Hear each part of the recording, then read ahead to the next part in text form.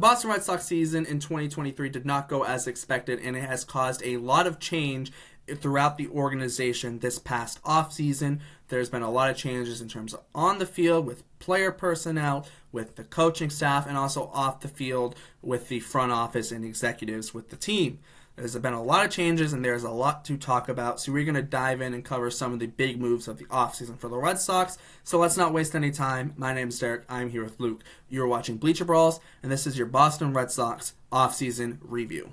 First things first, we're going to start off with probably the most important move of the offseason, and it ended up with the Red Sox bringing in Craig Breslow to be the chief baseball officer of the Boston Red Sox. Breslow taking that role, obviously, from Chaim Bloom, who was let go, mutually parted ways, however they want to phrase it, and will be heading up the baseball operations side of things for the Red Sox. I'll hand it over to Luke. What are your thoughts on Breslow coming in and how the change of hands has gone from Chaim Bloom to Craig Breslow? Well, I was a big Chaim Bloom guy. I liked the way that he was building the farm system, and I thought he had them set up to make a couple big moves, one via trade, one via free agency, to get the pitching that they needed to get them over the hump to compete this season.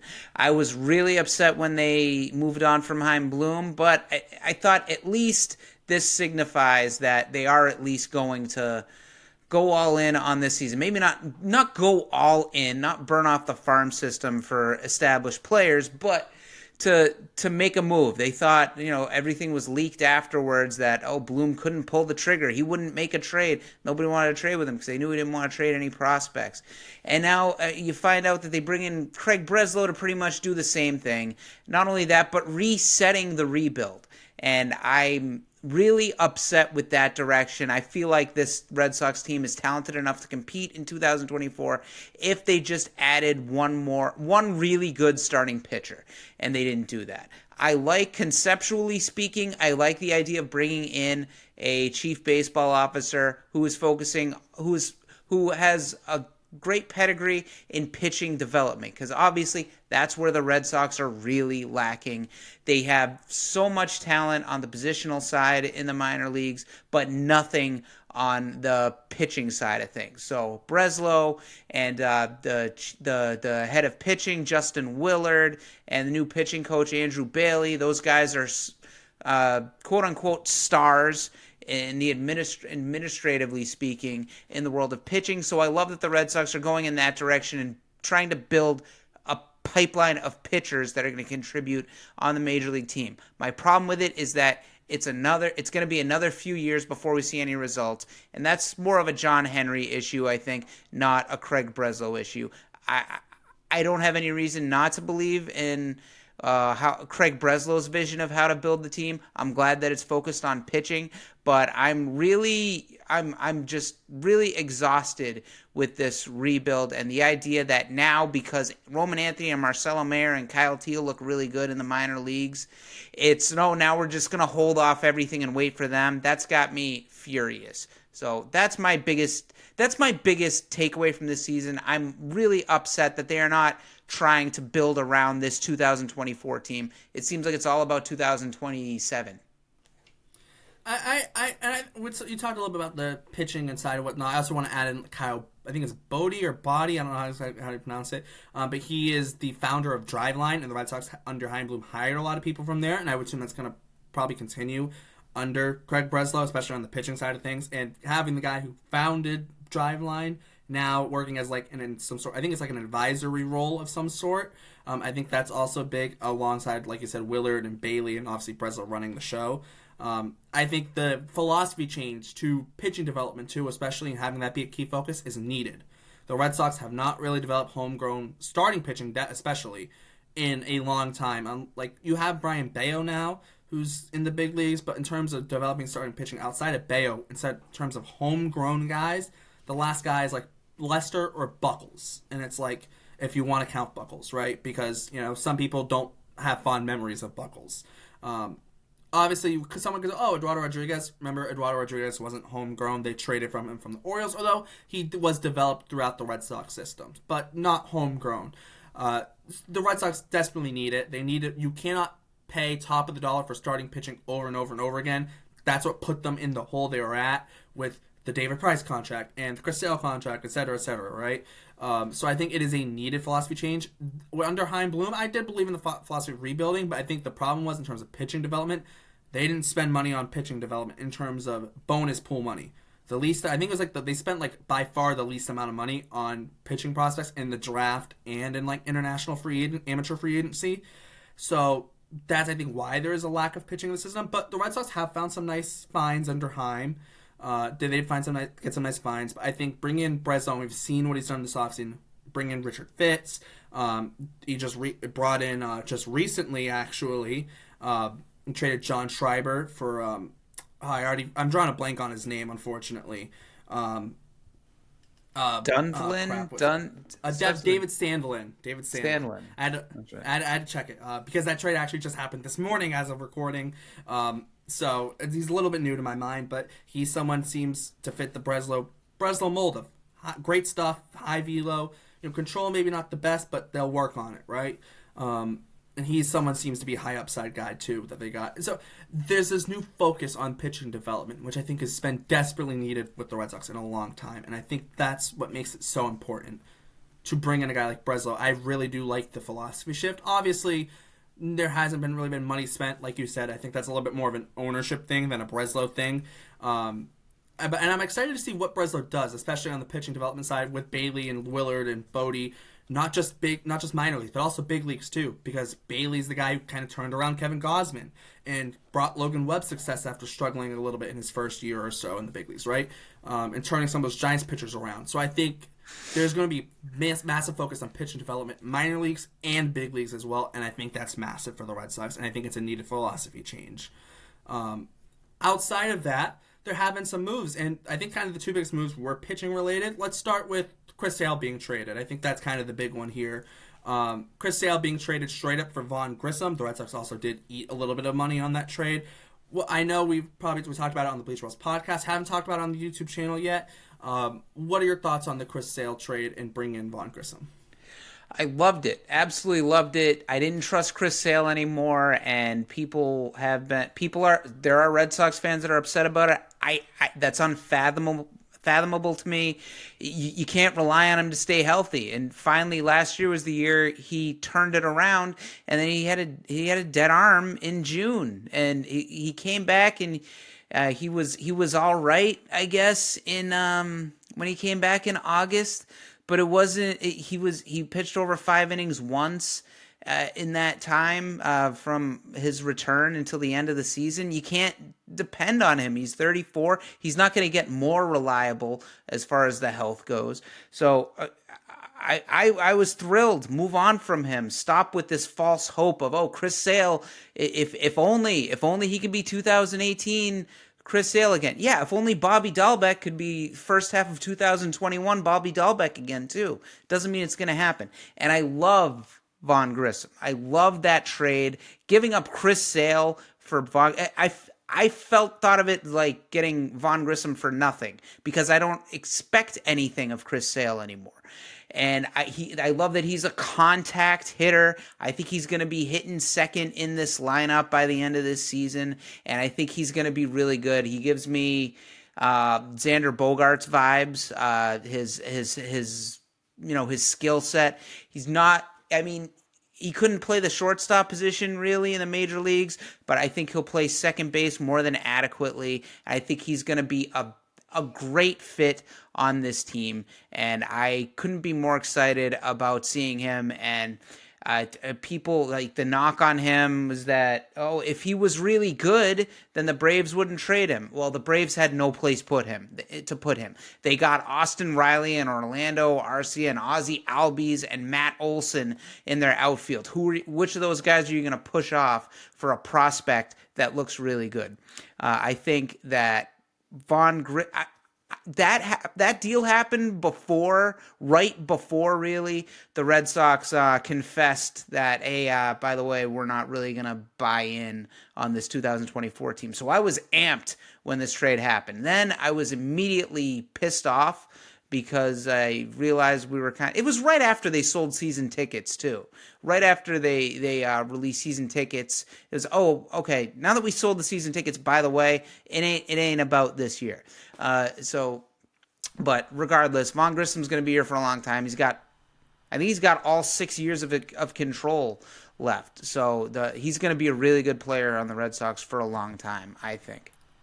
Yeah, so interesting, the Bogarts comparison. It does worry me a little bit, especially with Alex Cora being like, oh, similar, to Bogarts, and like he's already stronger than what Xander was at the time, and it is worrisome to me because like I feel like it's putting a little bit too much pressure on his shoulders. Bogarts, but similar like body type, sort of Bogarts 6'2", 218 was what he's listed at. Grissom's listed at 6'3", 210. So somewhat similar body types. I was always on the Bogarts isn't a good defensive shortstop train, and I think, and now I'm going to brag a little bit. Padres are moving him to second base. Ha ha. Brag a little bit about that. I am. And Von Grissom, they're like, oh, Von Grissom probably can't play shortstop. He's going to end up at second base. Well, Bogarts isn't playing shortstop anymore. Has ended up at second base now, so a little similar, I guess. Bogarts can play shortstop. He's just moving to second base because everybody else on the Padres plays shortstop too. but to be fair, when we talk about like the Bogarts comparison, like there were a ton of questions when Bogarts was young about shortstop defense. However, the Red Sox kind of needed him at shortstop. The difference is now with Von Grissom, they have Trevor Story, who is an elite defensive shortstop. And I said it when Trevor Story signed, Bogarts should, in a perfect world, Bogarts plays second base because Story's so good defensively. If you want to do the Grissom to Bogarts comparison, yeah, Grissom plays second base because Story's so good at shortstop. And then also, to eventually, your future, Marcelo Meyer is a shortstop if you are banking on him. I'm not banking on him because I feel like it's stupid to totally bank on one guy. But the expectation is that Meyer is the long-term shortstop, which is fair to say, and I think that's more so. You don't bank on him, but that's the expectation for the future, is that he's going to be your shortstop. So Von Grissom, I think, slots him perfectly. Right-handed bat needed for the Red Sox lineup. I think it makes sense. And trading Chris Sale, I kind of just needed at the point. It was at the point where it was just like, I think it was kind of needed for both sides. I think the Red Sox needed to kind of get away from Sale, and Sale going to a place like Atlanta, I think it'll do well for him. So I think it's a trade that works out for the Braves, for the Red Sox, for Sale, for Grissom. I think it's a four-way, win-win-win-win trade, in my opinion. Last but not least, I'll give it to you. I'll give you the chance, Luke, to pick what we want to talk about. They signed Lucas Giolito this offseason. They traded for Tyler O'Neill. No, they've done some other things too. I want to give but I want to give you a chance to kind of discuss what we want to talk about. Heck, you want to talk about this Schreiber trade that just happened this morning. What do you want to talk about as this last kind of move of the offseason that we're going to cover? I'll go with Giolito because I was also excited about the Giolito trade when it happened because, again, that happened before we learned what was really up with this team and with this ownership group this year. I said months ago, this team needs 2 starting pitchers. I said at the beginning of last year, I think, this team is 2 starting pitchers away from contention. They needed an ace. I didn't think Giolito was the ace, but they needed another pitcher too. And Giolito, you look at his numbers from the last 2 years, and they're bad. The home runs are up. His ERA was right up around 6 last year. But if you look at his numbers with the White Sox last year, the home runs were high, but his ERA was under 3.8. I think it was 3.79, something like that. He was good with Chicago last year. He had one bad year in 2022, and then he recovered in 2023. He pitched 21. He gave up 20 home runs in I think 21 starts, but so the home runs were up, but he had a good season. Then he got traded to Anaheim, where everything's a damn mess. Nobody wants to be there. They had the 2 best players in baseball, and at least one of them was on their way out, and like Ohtani was on his way out, and Trout. It feels like Trout was injured at the time, wasn't he? Yeah, and Trout was injured. That's right. And then they bought instead of sold at the deadline. They didn't even trade away Ohtani. Like a directionless, rudderless mess in Anaheim, and Giolito sucked there. And then he went to Cleveland, where there was nothing happening there, and that was a lost season there, and he sucked there too. So he doesn't get a free pass for that. He still pitched those 6 starts in Anaheim. He still pitched those 6 starts in Cleveland, and those are on him for sucking, especially in a contract year. But when he was in Chicago, where he was comfortable, where he'd been for his whole career until then, he did really well, and just moving into one dumpster fire and one blah situation, he didn't respond to it. I think he can turn it around in Boston. I think he's a good solid pitcher. I mean, it was debatable. I wouldn't have called him an ace in Chicago, but he was a very good pitcher there, and I think he can be a good pitcher here again, and he's going to be in a contract year of sorts. I think it's a player option at the end of the year. So, I mean, he's going to be motivated to do well. I think he's a good pitcher. He's not the pitcher they needed. He's one of the pitchers they needed, but he wasn't the pitcher to get them over the hump. So I'm excited about what Giolito can do, but I just worry about this environment, the atmosphere on this team. You know, you go to Boston, you're not thinking about playing for the future. And they've been doing it for a few years already, and it looks like they're doing it for a few more. So I like the Giolito acquisition. Yeah, me too. When you look at his number, I know you said that home runs were a little high with Chicago last year, a little bit, but at the same time, the 21 starts and 20 homers and those, like, that's kind of par for his career. 20 homers and 21 starts, you know, even when he was pitching well, still gave it 24 and 29 starts in 2019, 8 and 12 in 2020, 27 and 31 in 2021. And all those years, ERAs were 341, 348, 353. So, he still gave up about just under a homer per start. So that's kind of part, but it definitely got really bad when he went to LA and went to Cleveland. There's also some personal issues. I know he got divorced like right around then too. So there's also that. His life was probably kind of all over the place, and mentally, it's when you get divorced and whatnot, and then also too you start to struggle. It's probably does take a toll. As much as we want to try and act like these players are robots, they're not. They are human beings. And I think you put them around like we talked about with Breslow, and also Andrew Bailey and Justin Willard and Kyle Bodie, and like the system is there for Giolito to turn it around, with considering how much faith it seems that we're starting to build with this new pitching focus and development. And I think with the guys there and how the success Andrew Bailey had with the Giants, Breslow with the Cubs, Willard with the Twins, and Bodie being the founder of Driveline, and the success people have had going there, I think that Giolito's put himself in arguably one of the best spots with some of the best pitching minds in baseball to turn it around and get back. And he was solid with the Cubs. Not as good as the 2019 to 2021 Giolito, but he was still, solid with the White Sox. White Sox, yeah. Wrong Chicago team. Whoops. Brain fart a little bit. But he was solid with the White Sox. So I like the signing too. Any final thoughts before we wrap this thing up? Just that I don't be surprised if this Red Sox team does pretty well at the beginning of the season, but they clearly don't have the arms to make any kind of sustained run, in my opinion. Even if Pivetta is adding the sweeper to Pivetta's repertoire makes him so much a better pitcher, even if Whitlock stays healthy, even if Houck figures out how to get lefties out regularly, even if Bayo takes a step forward, they don't have that bulldog at the top of the rotation. They don't really have a guy you can count on at the top of the rotation. So I don't expect much from this team in the second half, but don't be surprised if they raise some eyebrows in the first half, which is just going to get Red Sox fans like me even angrier, because we're just going to be saying, if you just committed to somebody, trade a couple of the 20 really good assets you have in the minors, you could have had something here. I am excited about this team entering the season. Like, obviously, not the big offseason we would have loved, but at the same time, like, the moves that they did make, I do find myself liking them. And overall, I am excited to see the new pitching philosophy. That's the one thing I'm really honestly excited about, the pitching philosophy, like I said, with all the guys we've mentioned being now there with the organization. I think it's very much needed, because I feel like every time Dave Bush went out to the mound for a mound visit, here comes a 3-run homer coming, or a 2-run homer, or whatnot. It was a little outrageous. So I think that's something I'm really excited for, the new kind of pitching philosophy. I'm really excited for that.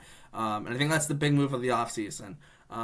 Red Sox fans, let us know your thoughts and your comments on this offseason and the moves that we mentioned and other moves that we didn't get the time to mention as well.